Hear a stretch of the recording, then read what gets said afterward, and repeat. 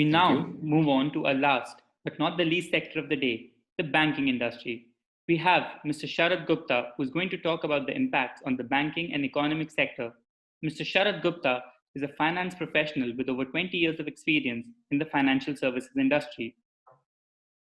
Mr. Sharad has spent a large part of his career with Citibank in corporate and investment banking space, covering corporates, financial institutions, and governments in India and the Middle East.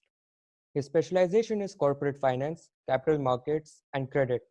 Currently, he is a managing director with the Gulf International Finance Limited. Sharad is an engineering graduate from the Indian Institute of Technology, Roorkee, and an MBA with specialization in finance from the Indian Institute of Management, Calcutta. We'd like to invite Mr. Sharad to the discussion.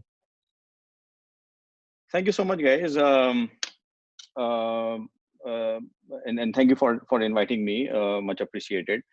Um, uh, Talking about banking without talking about broader economy is doing disservice to the industry. The banking as an industry is actually an enabler of the economy.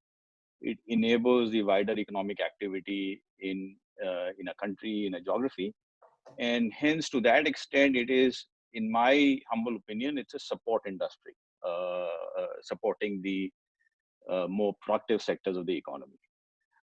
I would like to break down this talk into three parts. The first part, I'd like to talk about the economy, the impact of COVID-19 on the global economy as well as on the regional economy.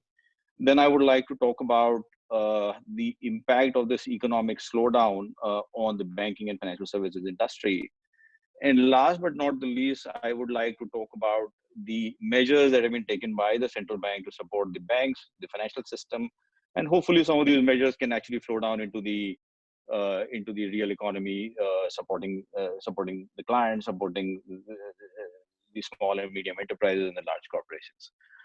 Uh, Talking about the economy, I mean, we just had a very informative talk from Arpit talking about oil and gas sector. Uh, Unfortunately, no good news on that front, and that's pretty much the case and pretty much the scenario across the board. So if you look at COVID-19, so oil and gas industry has been hit hard by primarily from two reasons. One is COVID-19, the other one is price war that is going on in Russia and Saudi Arabia. But if you look at the broader economy, apart from oil and gas, that has been hit very hard by COVID-19, simply because the large parts of the global economy has been shut down. When people are not allowed to leave their homes, the social distancing is maintained. Some of the industries have just completely frozen. Industries like travel and tourism, industries like auto, industries like airlines, industries like transportation is completely shut down. There are other industries like retail, which is getting seriously impacted because no malls are open, people are not going out. And no sector of the economy today, barring perhaps healthcare, is immune to this, and technology services is immune to this slowdown.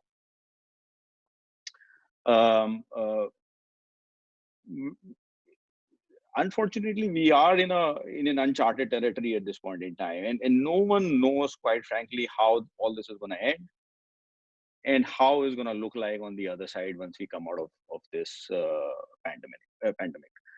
So the consumer behavior, the behavior of corporations, the behavior of governments will determine how the economy activity picks up once this pandemic is subsided. At least at this point in time, from all the indicators that we are seeing, we do not see any V-shaped recovery as some of the analysts are predicting once this pandemic is over. In my humble view, I think the way the world operates, the way the economies operate, the way people operate, the way they think, the way they spend, is going to change fundamentally because of the shock that the people have received. I was reading about this interview from Janet Yellen, the previous Federal Reserve governor, and she mentioned that the U.S. economy is expected to shrink by 30% in the second quarter of 2020.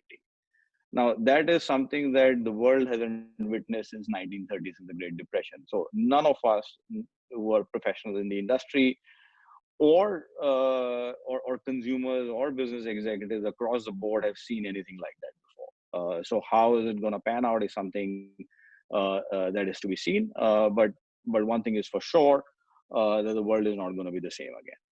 How this whole slowdown in the economy has impacted the banking system is not difficult to fathom. Banks, if you look at fundamentally what do the banks do, the banks borrow from money from people like you and me, and then the banks lend to people like you and me, right? They act as an intermediary between the savers and the borrowers, the investors who actually invest in the real economy. Now, so the banks, if you look at the bank's balance sheet, on their liability side, they have these deposits from, again, depositors like you and me, from corporations, from capital markets, equity, and then they have, on their asset side, they have loans and advances that they're given to consumers like you and me for buying a cars and mortgages and personal loans, and companies for running their businesses. On the liability side of the balance sheet, the banks are likely to get hit hard, simply because as companies start to, the economic activity slows down, and as companies start uh, uh, to deplete their resources just to stay afloat, or as consumers start to deplete their resources just to stay afloat and manage their day-to-day expenses, they are likely to draw down on their savings that they have with the banks. So to that extent, the deposits in the banking system are likely to decrease over a period of time, and depending upon how long this pandemic lasts, this thing can be fairly extended. On the asset side of the balance sheet, where you have these loans given to consumers and to the corporations, they are expected to, so the two things are expected to happen. One is the consumers and the banks and the companies are not expected to repay those loans as and when they were due, because there is no cash flows that these companies are having, and if the companies are not generating any cash flows, how are they going to repay the creditors, which is the banks? So there will be a request for reschedulement, extending, restructuring that the banks are likely to see, which basically means the cash that they were expecting from rundown of some of these loans going forward is not going to come back. And the other problem that the banks are going to see is that there will be a spike in the non-performing assets of the banks. By non-performing assets, what I mean is the loans that have gone bad and unlikely to be collected.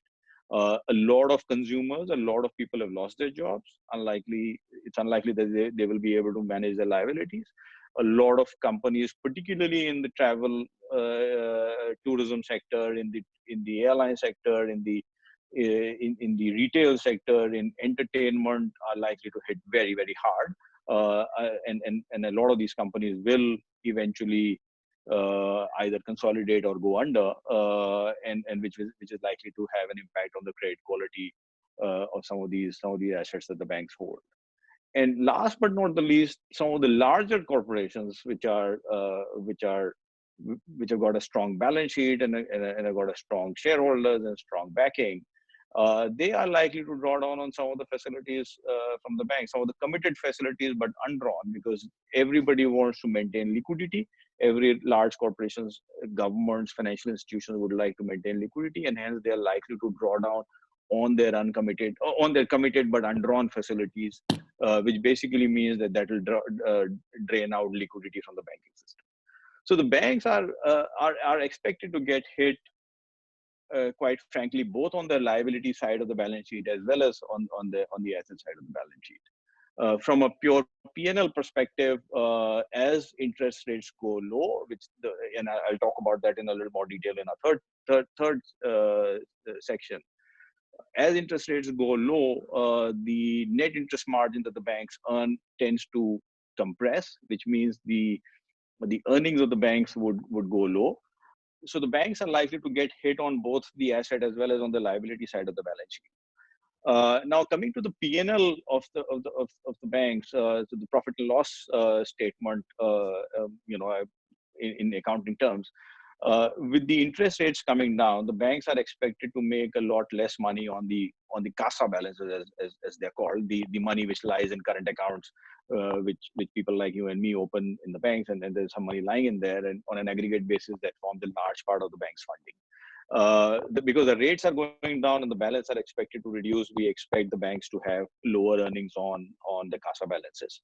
We also expect the banks to have a lower net interest margins, because as the rates go down, typically NIM, the net interest margin that the banks charge to their corporate customers, typically tend to compress, which means lower earnings for the banks.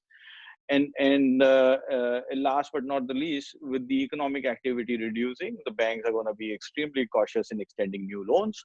And hence, to that extent, how do they make money if they don't give loans? Because that's the primary business. So to that extent, the bank's earnings are expected to get hit. So as I was saying, the scenario for banks is not looking very encouraging for the next few quarters. I would argue actually it's not looking very encouraging for the next couple of years, if not more, because economic activity takes a lot of time to restart, and my firm view is that we will inherit a much different world once we come out of this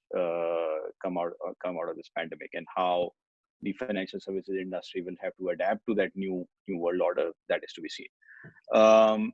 The last point that I wanted to make and wanted to talk about was the action taken by the central banks and the governments to support the financial system, which in turn is expected to support the real economy, because the role of the financial system is to make sure that the real economy continues to run and operate effectively. So the central banks have taken unprecedented measures at the start of this pandemic. US, whether it involves cutting rates to zero, or getting engaged in large amounts of quantitative easing. So basically, without getting into too much of technical details, central banks and the governments are effectively flooding the system with liquidity. Mm-hmm.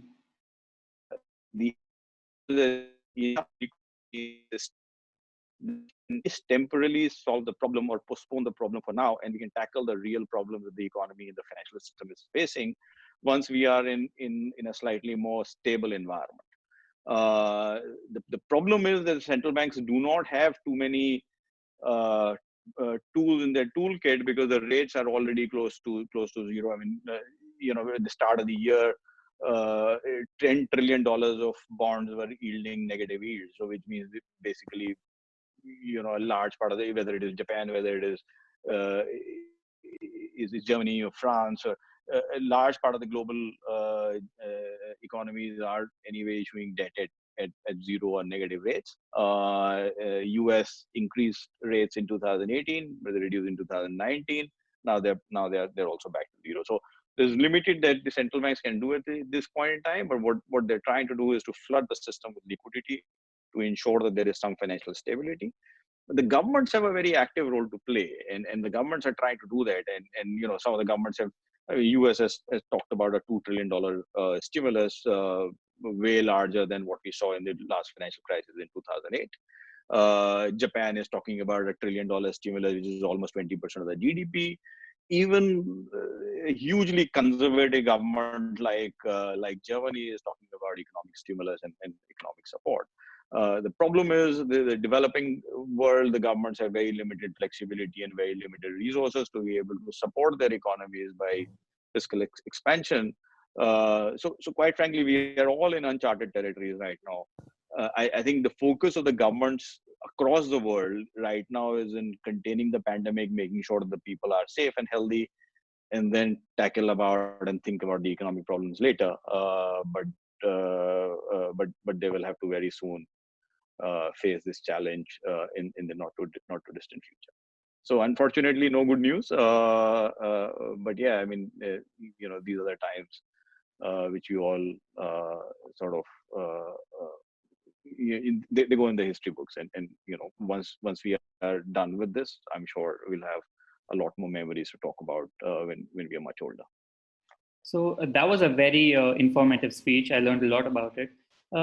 You mentioned a lot of people are facing unemployment, and so that will probably lead in a lot of short-term loans increasing. Like a lot of people will be coming to the banks for a short-term loan, and the number of loans will be increasing. So are banks prepared to meet those new loan requirements, like the hike in the loans people will be asking? Uh,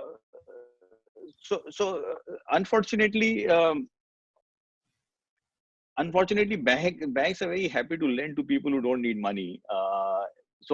If you have lost your job, it is highly unlikely that you will qualify uh, as a approved borrower as far as the banks are concerned. So in that sense, if someone has lost a job and is looking to sort of borrow money to ride this phase, it is highly unlikely that the banks are going to be making new loans to such an individual.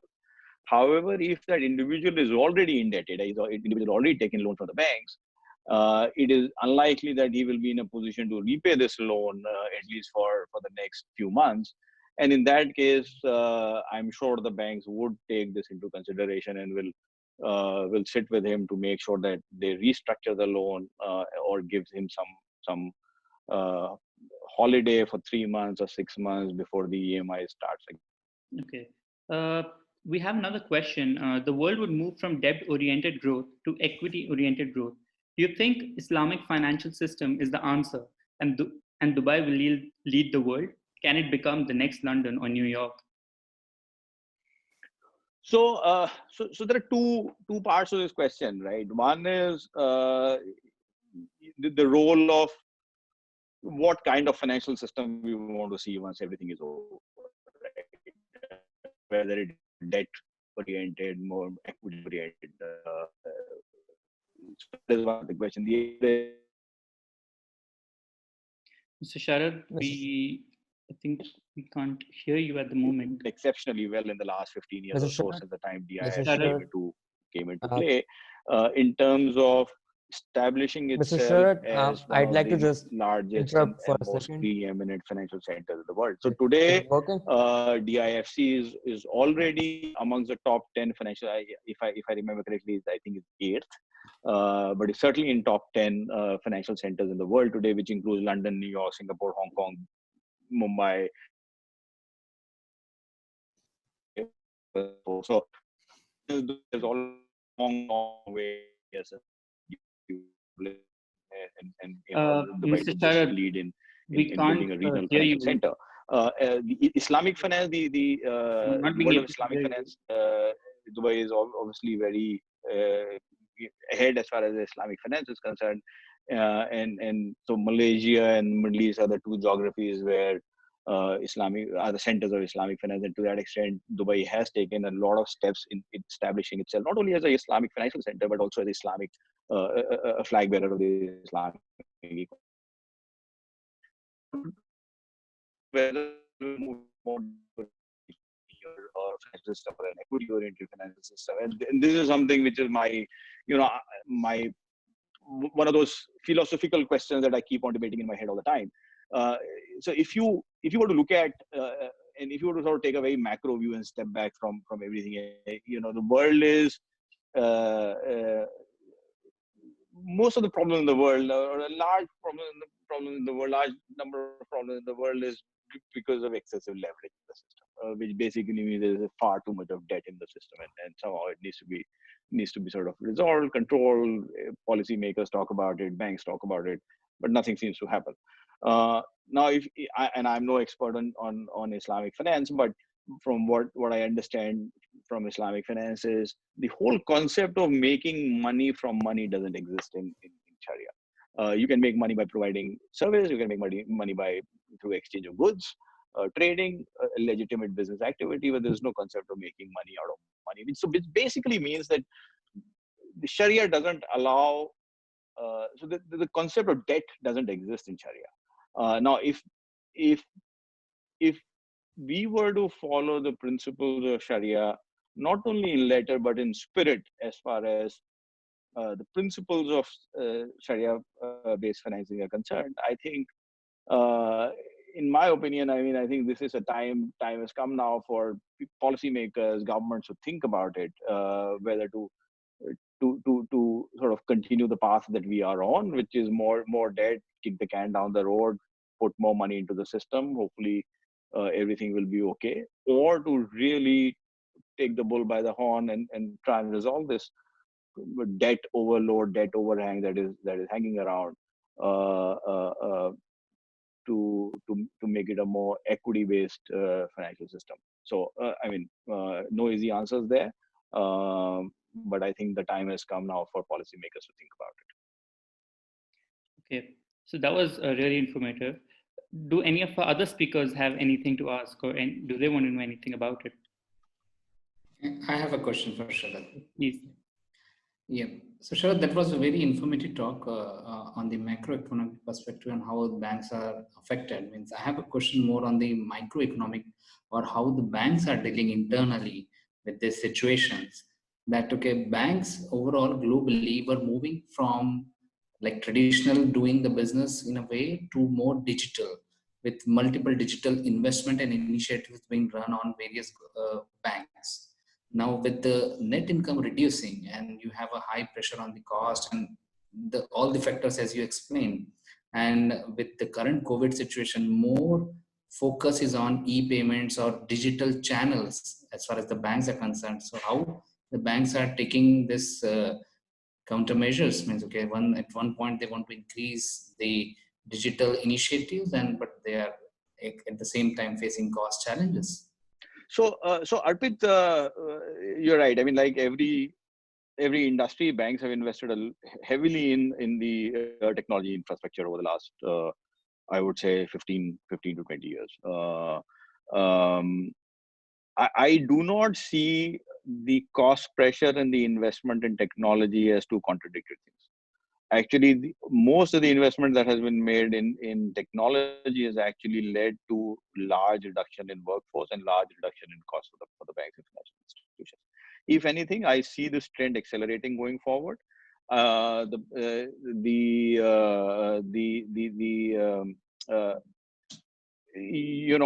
mean, I'm much older than some of the other panelists here, but I don't think our two moderators would have actually ever been to a bank branch in their entire life. All that they know is how to do banking on the phone or on internet.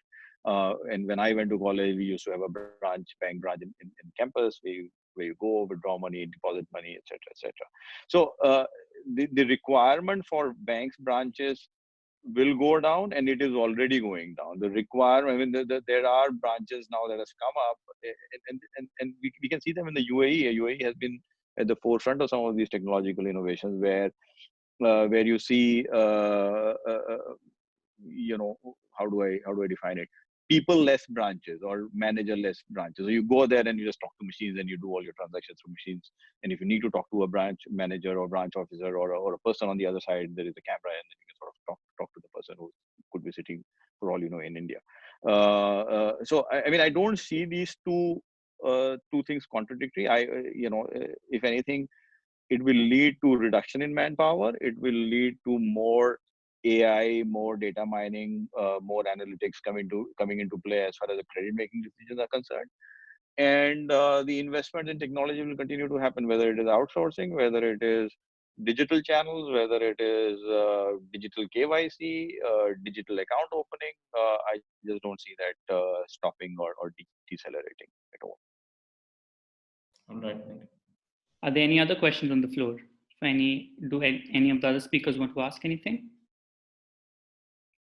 We will. So that was a very informative talk, Mr. Sharad. Thanks a lot for that. We'd now like to move on to a general question where all the speakers can pitch in what they think. Every cloud has a silver lining. Is there any about this pandemic? What remarkable changes you envision when the world comes out of this pandemic? Just 1 or 2 points each. Let's start with Dr. Sunita Mathur.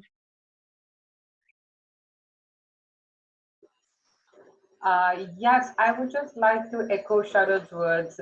The world is not going to be the same again. That's what I can say. I'm sure, I have a daughter, and she works for a bank. Now, these kids, whatever they earn, they spend. Now, I have been hearing her say in the last couple of days, a couple of weeks, one can say, that it's time, Mama, I should start saving now. So I can already see it happening in my own house, that this world is not going to be the same again. What, what this kids, in fact, the next generation is going to face is it's going to be a long-term effect on them and how they think and how they work and how they behave with their finances and with themselves is going to be a very different place altogether. So that's what, just like when Sharad's words, it's going to be a different world. Even for us, it's going to be a different world altogether. Yeah. All right, we move on to Mr. Arpit Tapadiya for the with the same question. Yeah, so it's more or less the same thing. Means, okay, the world is never going to be the same place again. But I see some positives as well coming out of from this particular pandemic. Means, okay, the world, I feel personally, this is my opinion, that okay, the world will be much more positive than it was before. After this pandemic, the people would be much leaner, and they have a different perspective. They would have this different perspective altogether. As far as the economics is concerned, they would take more such measures, more careful, or they won't be they won't be taking too much risk. As I support post as for some couple of years go on post this pandemic, they would be a risk averse a bit on that front. Yeah. Mr. Sharad, do you want to add anything about this? Yeah, I mean, I think the only point I would like to add here is that, this is a great opportunity for the world to come together, right? Um, uh, we have now realized, hopefully, the people in power have also realized that uh, some problems need a global solution. Some problems cannot be defined between East and West and North and South and China versus US or Middle East versus uh, uh, Iran or India versus Pakistan. Some problems, viruses don't need visa to travel anywhere, and there is no solution today uh, the world has. So everybody will have to collaborate, everybody will have to come together, and everybody has to find a solution, which I think hopefully that the world is doing. I mean, but on the other hand, the leaders can take this thing in a completely different direction and can become a lot more uh, nationalist, a lot more isolationist.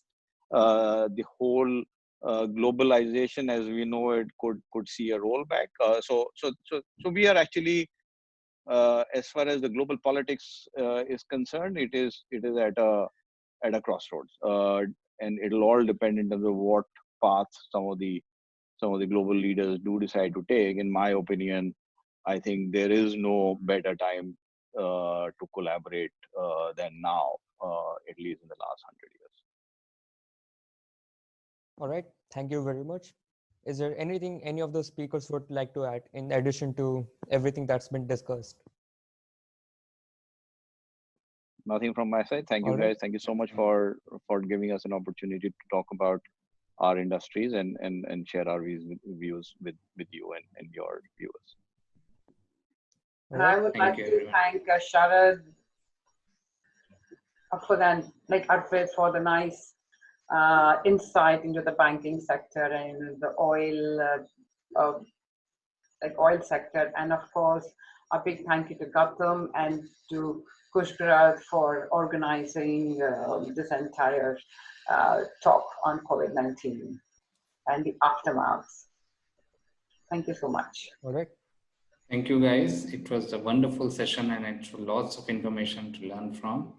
And hopefully, you will organize such more sessions in future. All right.